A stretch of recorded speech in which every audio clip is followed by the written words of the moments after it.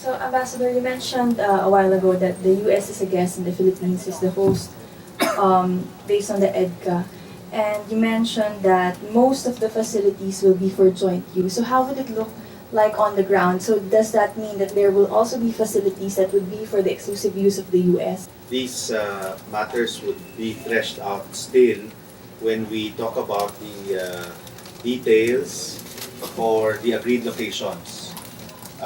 There will be discussions for which facilities would be for joint use. If any, there may be also some facilities that would be primarily used by the U.S. But please take note that there is a provision that states that the entire location will be accessible to the AFP and to the DND. So yes, I've read that provision. It states that the Philippine designated authority and its authorized representatives shall have access to the entire area. So bakit pa, parang actually my question is why do we need this kind of provision stating that we would have access when in the first place it should be available to us because we're giving the access to the US forces? Yes. Well, it's better to be clear. No? And as mentioned already, there were some incidents in the past which caused some confusion.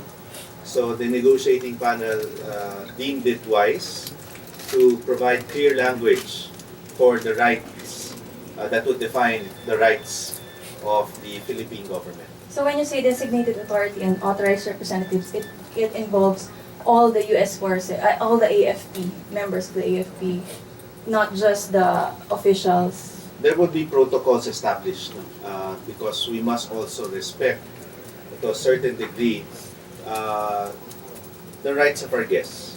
Yeah, it seems to me the provisions state that parang yun nga, it would be possible na members of the AFP or officers of the AFP could be prohibited from entering facilities held by the US based on security concerns perhaps. Yes.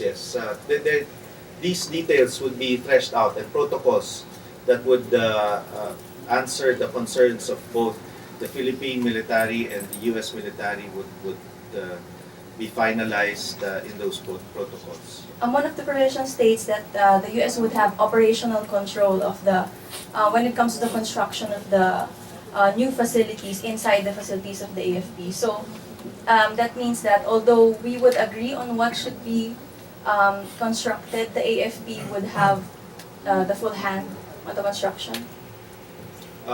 Operational control is a concept for the implementation aspect of, in this case, the construction. As you've mentioned, the Philippine government would need to consent to any construction before it is implemented.